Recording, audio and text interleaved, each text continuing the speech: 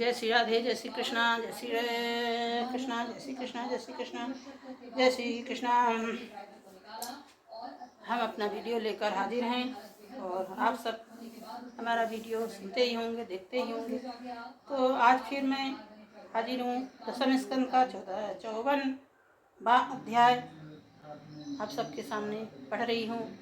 और आप सब सुनिए, लाइक करिए, कमेंट करिए, सब्सक्राइब करिए और हमारे वीडियो को प्रमोट करिए और कमेंट ज़रूर करिए, जिससे पता चले कि हम क्या पढ़ रहे हैं, कैसे पढ़ रहे हैं। तो आज है हमारे पाठ में शिशुपाल के साथी राजाओं को रुक्मिणी के हार तथा श्री कृष्ण रुक्मिणी का विवाह। तो श्री सुखदेव जी कहते हैं, परीक्षित इस प्रकार कह सुनकर सबके सब राजा क्रोध से आग बबूला हो उठे। कवच पहनकर अपने अपने वाहनों पर सवार हो गए। अपनी अपनी सेनाओं के साथ सब कुछ धनुष लेकर भगवान श्री कृष्ण के पीछे दौड़ पड़े। राजन यदुवंशी सेनापतियों ने देखा कि शत्रु दल हम पर चढ़ा आ रहा है, तब उन्होंने भी अपने अपने धनुष टंकार किया और घूमकर उनके सामने डट गए। जरासंध की सेना के लोग कोई घोड़े पर, कोई हाथी पर, कोई रथ पर चढ़े थे। धनुर्वेद के सभी बड़े मर्मज्ञ थे। वे यदुवंशी इस प्रकार बाण वर्षा करने लगे मानो दल के दल बादल पहाड़ों पर मूसलाधार पानी वर्षा कर रहे। परम सुंदरी रुक्मिणी जी ने देखा कि पति श्री कृष्ण की सेना बाण वर्षा से ढक गई है। तब उन्हें लज्जा के साथ भयभीत नेत्रों से भगवान श्री कृष्ण के मुख की ओर देखा। भगवान ने हंसकर कहा, सुंदरी डरो मत, तुम्हारी सेना अभी तुम्हारे शत्रुओं की सेना को नष्ट किए डाल रही है। इधर गद संकर्षण में यदुवंशी और अपने शत्रुओं को अधिक न सह सके। वे अपने बाणों के शत्रुओं के हाथी घोड़े रथों को छिन्न भिन्न करने लगे। बाणों के रथ, घोड़े, हाथी पर बैठे विपक्षी वीरों के कुंडल गड़िया शोभित करोड़ों सिर खड़क हाथ पहुंचे, जांघे पैर कट कट कर गिरने लगे। इसी प्रकार घोड़े, खच्चर, हाथी, ऊंट, गधे और मनुष्य सिर कट कट कर भूमि में लौटने लगे। अंत में विजय की सच्ची आकांक्षा वाले यदुवंशी शत्रुओं की सेना तहस नहस कर डाली। जरासंध अपने सारी राजा युद्ध से पीठ दिखाकर भाग खड़े हुए। इधर शिशुपाल अपनी भाभी पत्नी के छिन जाने का मनासन हो रहा था। ना तो उसके हृदय में उत्साह रह गया था, ना ही शरीर पर कांति। उसका मुख सूख रहा था। उसके पास जाकर सरसन कहने लगा, शिशुपाल आप तो एक श्रेष्ठ पुरुष या उदासी छोड़कर, क्योंकि राजन कोई भी सर्वथा अपने अनुकूल हो या प्रतिकूल हो, संबंध कुछ स्थिरता किसी प्राणी के जीवन में नहीं देखी जाती। कठपुतली बाजीगर की इच्छा के अनुसार नाचती है, वैसे ही जीव भी भगवत इच्छा की अधीन होकर सुख और दुख संबंध में यथा सृष्टि चेष्टा करता रहता है।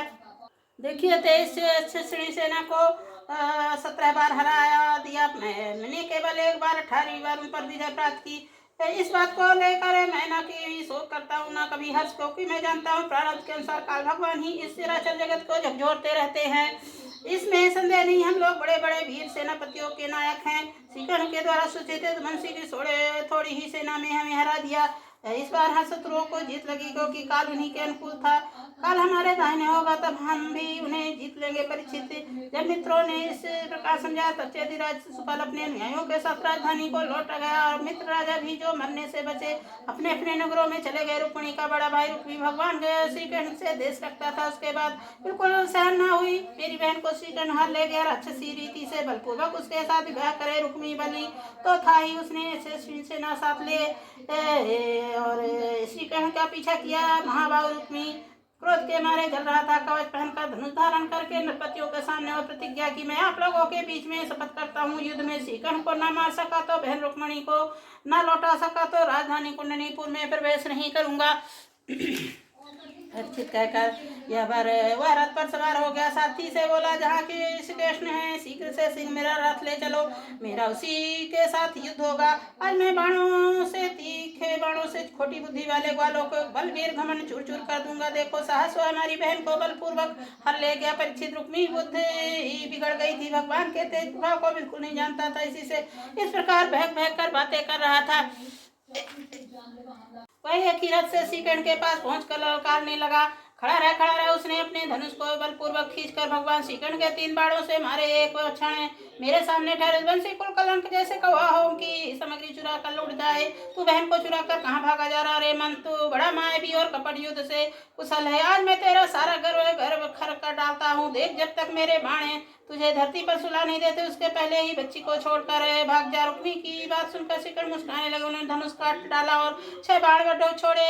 भगवान श्रीकर्ण ने 8 बाण उसके 4 घोड़ों और 2 सारथी पर छोड़े। 3 बाणों से रथ की ध्वजा काट डाली। रुक्मी ने दूसरा धनुष उठाया। भगवान श्रीकर्ण 5 बाण मारे। बाणों के लगने पर उन्होंने उनका धनुष भी काट डाला। रुक्मी ने उसके बाद एक धनुष लिया, परंतु हाथ में लेते लेते अपना दिया अच्युत उसी भी काट डाला। इस प्रकार रुक्मी ने परिघ परिशिष्ट शूल ढाल तलवार शक्ति और तोमर शस्त्र उठाए। सभी को भगवान ने प्रहार करके पहले ही काट डाला। रुक्मी क्रोधवश हाथ में तलवार लेकर भगवान श्रीकर्ण को मार डालने की इच्छा से रथ से कूद पड़ा। इस प्रकार उनकी ओर झपटा और पतंग आग की ओर लपटता है। तब भगवान रुक्मी मुझ पर चोट करना चाहता है। उन्होंने अपने बाणों से उसकी तलवार तिल करके काट डाली। मार डालने के लिए हाथ में तीखी तलवार निकाली। जब रुक्मिणी ने देखा कि वह हमारे भाई को मार ही डालना चाहते हैं, तब विहल हो गई और अपने प्रीतम पति भगवान श्रीकर्ण के चरणों पर गिरकर करुण स्वर से बोली, देवताओं ने विराज जगत पते, आप योगेश्वर हैं। स्वरूप इच्छाओं की कोई जान नहीं सकता, परम बलवान है, परंतु कल्याण है स्वरूप भी तो है। प्रभु मेरे भैया को मारना आपके योग का काम नहीं। श्री सुखदेव जी कहते हैं, थर-थर कांप रहा था। शोक की प्रबलता से मुंह सूख गया, गला रुध गया। आतुरता सोने का हार गले से गिर पड़ा। इसी अवस्था में भगवान ने चरण कमल पकड़े हुए थी। परम दयाल भगवान उन्हें भयभीत देखकर करुणा द्रवित होकर उन्हें रुक्मी को मार डालने का विचार छोड़ दिया। फिर रुक्मी उनके अनिष्ट के चेष्टा से विमुख न हुआ। भगवान श्रीकर्ण उनकी उसी के दुपट्टे से बांध दिया और उसकी दाढ़ी मूंछ तथा केस कई जगह से मुड़कर कुरूप बना दिया। तब तक वह यदुवंशी वीरों ने अद्भुत सेना को तहस नहस कर डाला। ठीक वैसे ही जैसे हाथी कमल वन को रोक डालता है। फिर वे लोग उधर से लौटकर श्रीकर्ण के पास आए तो देखा रुक्मी दुपट्टे से बंधा हुआ धमरी अवस्था में पड़ा हुआ देखकर सर्वशक्तिमान भगवान बलराम जी को बड़ी दया आई और उन्होंने उसके बंधन खोल दिए, छोड़ दिया। और श्रीकर्ण ने कहा, कर्ण तुमने यह अच्छा नहीं किया, निंदित कार्य हम लोगों के योग नहीं है। मैंने संबंधी की दाढ़ी मूछ उड़कर उसे कुरूप कर देना, यह तो एक प्रकार का बदी है। इसके बाद बलराम जी रुक्मिणी को संबोधन करके कहा, साध्वी तुम्हारे भाई को क्रूप प्रकृत कर दिया गया है। सोचकर हम लोगों ने से बुरा ना माना, क्योंकि जीव को सुख देने वाले कोई दूसरा नहीं हुआ तो हमने अपने ही कर्म का फल भोगना पड़ता है। श्रीकर्ण बोले, कृष्ण यदि अपना सगा संबंधी वध करने योग्य अपराध करे तो अपने ही संबंधियों के द्वारा उसका मारा जाना उचित नहीं, उसे छोड़ देना चाहिए। तो अपराध से ही मर चुका है, भरे वो फिर क्या मारना। फिर रुक्मिणी से बोले, साध्वी हम ब्रह्मा जी ने क्षत्रियों को धर्म ऐसा बना दिया है कि सगा भाई अपने भाई को मार डालता है, इसलिए यह छात्र धर्म अत्यंत घोर है। इसके बाद श्रीकर्ण बोले, भाई कृष्ण यह ठीक है कि जो लोग धन के नशे में अंधे हो जाते हैं, अभिमानी बेराज पृथ्वी पर ऐसा स्त्रीमान तेज अथवा इसी से कारण अपने बंधुओं को तिरस्कार कर दिया करते हैं।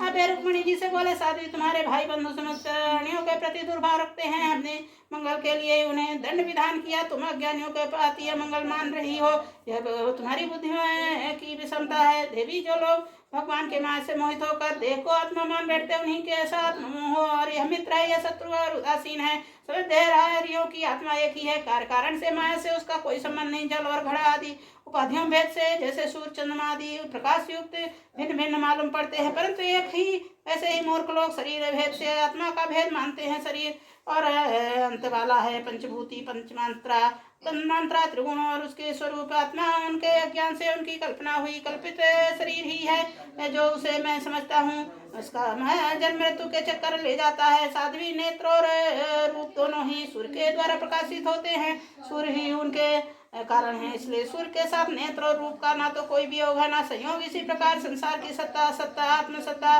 के कारण जान पड़ती है। संसार का प्रकाश एक आत्मा ही है, आत्मा के साथ दूसरे सत्पदार्थों का संयोग योग हो ही कैसे सकता। जन्म लेना रहना बढ़ना बदलना घटना और ये सारे विकार शरीर के होते, आत्मा के नहीं। कृष्ण पक्ष में कलाओं का ही क्षय होता है, चंद्रमा का नहीं, परंतु अमावस्या के जिन्हें व्यवहार में लोग चंद्रमा ही क्षय हुआ कहते सुनते हैं, वैसे जन्म मृत्यु सारे विकार के शरीर के ही होते हैं, परंतु लोग ब्रह्म से अपनी आत्मा का मान बैठते हैं, आत्मा का मान बैठते हैं। सोया हुआ पुरुष किसी पदार्थ के लिए होने पर स्वप्न भोक्ता योग वह पुरुष फलों के अनुरूप अनुभव करता है। उसी प्रकार अज्ञानी लोग झूठ मूठ संचार का चक्र अनुभव करते हैं। संसारी साध्वी उनके अज्ञान के कारण होने वाले शोक को त्याग दो। शोक अंतःकरण को मुठा देता, मोहित कर देता, इसलिए शोक छोड़कर अपने स्वरूप में स्थित हो जाओ। सुखदेव जी कहते हैं, परिचित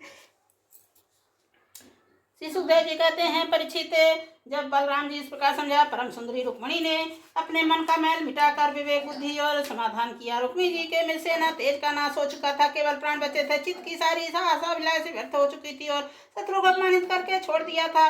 अपने विरूप किए जाने कष्टदायक स्मृति भूल नहीं पाती थी। अतः उसने अपने रहने के लिए भोजकट नामक एक बहुत बड़ी नगरी बसाई। उसने पहले ही प्रतिज्ञा कर ली थी, द्रौपदी को मारे बिना, अपनी छोटी बहन को लौटाए बिना कुंडलीपुर में प्रवेश नहीं करूंगा।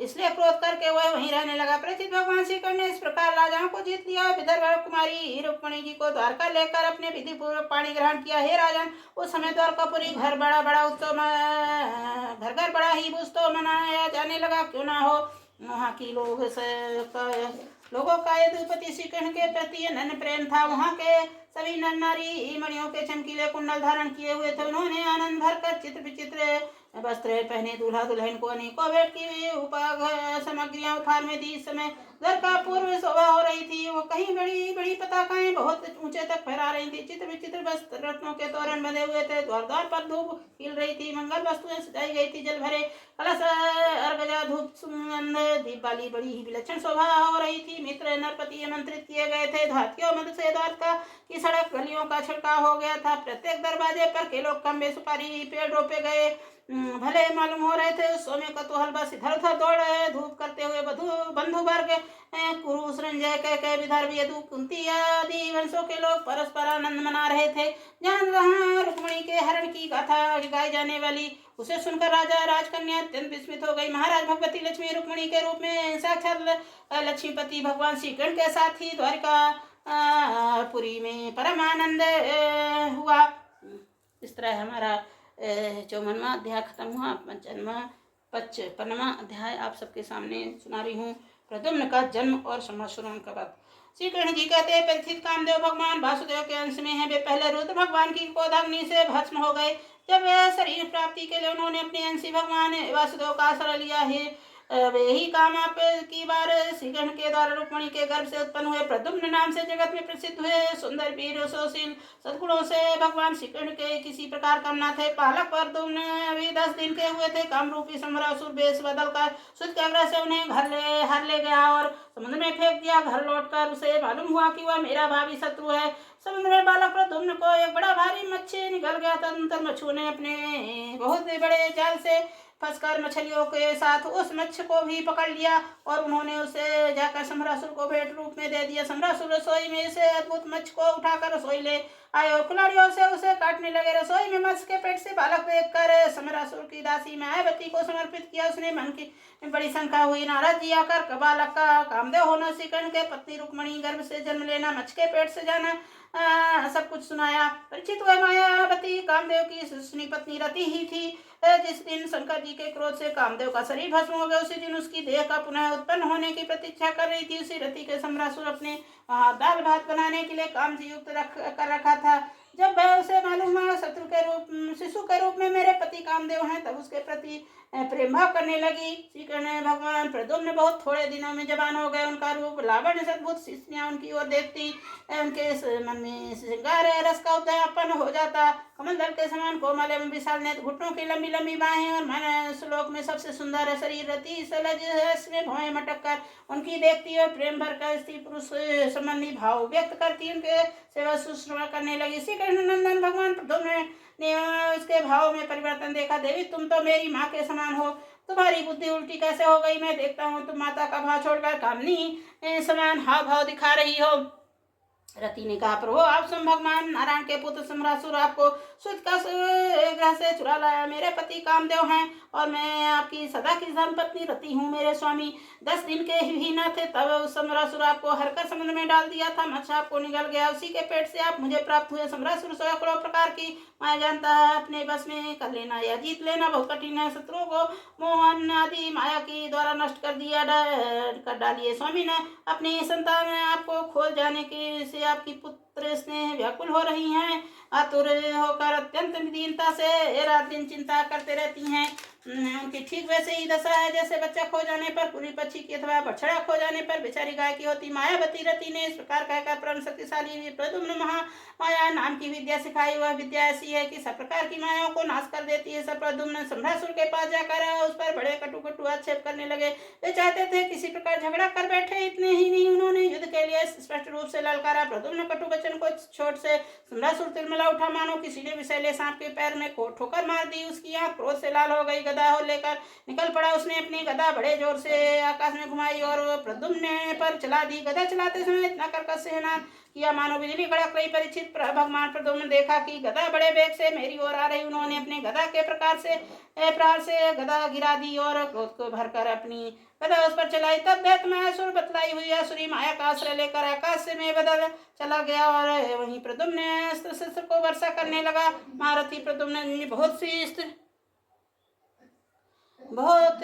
शस्त्र वर्षा करके पीड़ित करने लगा। तब उन्होंने समस्त माया को शांत करने वाली समस्त मायामयी विद्या का प्रयोग तदंतर सम्रासुर ने इच्छगंधर विशाल नाग राक्षस सैकड़ों माया का भी प्रयोग किया, परंतु श्री कृष्ण कुमार प्रद्युम्न अपनी महा विद्या से उन्होंने सबका नाश कर दिया। उन्होंने तीक्ष्ण बाल सम्रासुर का करीब कुंडल किसी सुशोभित सिर जो लाल लाल दाढ़ी मूछों से भयंकर लग रहा था कटकर धड़ से अलग हो गया। देवता लोग पुष्पों की वर्षा करते हुए स्तुति करने लगे। इसके बाद मायावती रति आकाश में चलना जाती थी। प्रद्युम्न को आकाश मार्ग से द्वारकापुरी ले पक्षी आकाश में अपने गोरी पत्नी के साथ सामने प्रद्युम्न को ऐसे शोभा हो रही थी बिजली मेघ का जोड़ा हो। इस प्रकार भगवान ने उत्तम अंतःपुर में प्रवेश किया। उसमें सैकड़ों श्रेष्ठ मणियां निवास करती थी। अंतःपुर नारियां देख के प्रद्युम्न शरीर स्वयं बड़ मेघ के समान श्यामल रैसे पीतांबर धारण करे, घुटनों तक लंबी भुजाएं, रत्नारे नेत्र, सुंदर मुख पर मंद मंद मुस्कान, उठली छटा हो रही थी। मुखवार बिंद घुंघराली नीली के शोभामान हो रही थी, मानो भैरव खेल रहे हों। सब उन्हें श्रीकृष्ण समझकर सुख गई, धर छिप गई।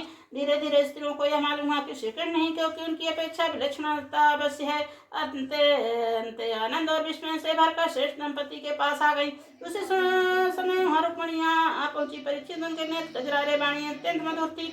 नवीन दंपति को देखकर उन्होंने खोए हुए पुत्र की याद की। वात्सल्य स्नेह से अधिकता उनके स्तनों से दूध झरने लगा। रुक्मणी सोचने लगी, यह नवरत्न कौन है? कमल नयन किसका पुत्र है? बड़भाग्नि गर्भ से धारण किया होगा। यह कौन सौभाग्यवती पति रूप से प्राप्त हुई है?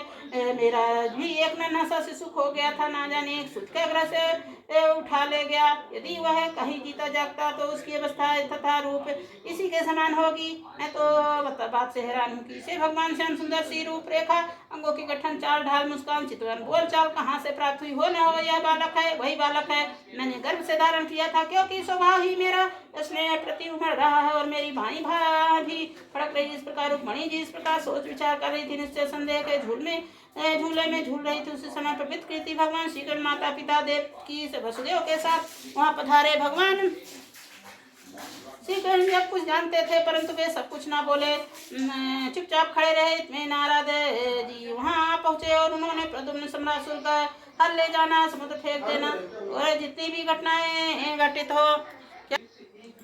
जिस समय रुक्मणी जी इस प्रकार सोच विचार कर रही थी, निश्चय संदेह के झूल में झूल रही थी। पवित्र कीर्ति भगवान श्री कृष्ण माता पिता देव की वजह में सातवां अवतार भगवान श्री कृष्ण सब कुछ जानते थे, परंतु कुछ ना बोल चुपचाप खड़े रहे। नारद जी वहां पहुंचे। प्रद्युम्न सम्रासुर का हाथ ले जाना, समुद्र में फेंक देना, घटनाएं घटित हुई, सब सुनाई। नारद जी के द्वारा आश्चर्य घटना सुनकर श्री कृष्ण अंतःपुर स्त्री चकित हो गई। वर्षों तक खोए हुए रहने के बाद लौट आए। प्रद्युम्न जी इस प्रकार आनंदित करने लगी मानो कोई मरकर भी उठा लो। देवकी जी, वासुदेव, भगवान श्री कृष्ण, बलराम जी, रुक्मणी जी और स्त्री अनंत पंचपति के हृदय से लगाकर आनंदित हुए। द्वारकावासी नर नारियों को बहुत वह मालूम हुआ खोए हुए प्रद्युम्न लौटे हुए आए हैं। तब वे परस्पर कहने लगी, हो कैसे यह सौभाग्य की बात है कि बालक मानव मरकर फिर लौटा आया। परीक्षित प्रद्युम्न रूप रंग भगवान श्री कृष्ण से मिलता जुलता था। देखकर उनकी माताएं पतिदेव श्री कृष्ण समझकर मधुर देव भाव से भग्न हो जाती और सामने हटकर एक अन्न में श्री निकेतन भगवान के प्रति स्वरूप कामावतार भगवान प्रद्युम्न ने दिख जाने पर ऐसा होना कोई आश्चर्य की बात नहीं। फिर उन्होंने देखकर दूसरी स्त्रियों को विचित्र दशा हो जाती, इसमें तो कहना ही क्या है। इस तरह हमारा अध्याय खत्म हुआ। धन्यवाद। अगले अध्याय में आपसे मिलेंगे। जय श्री राम, जय श्री राम।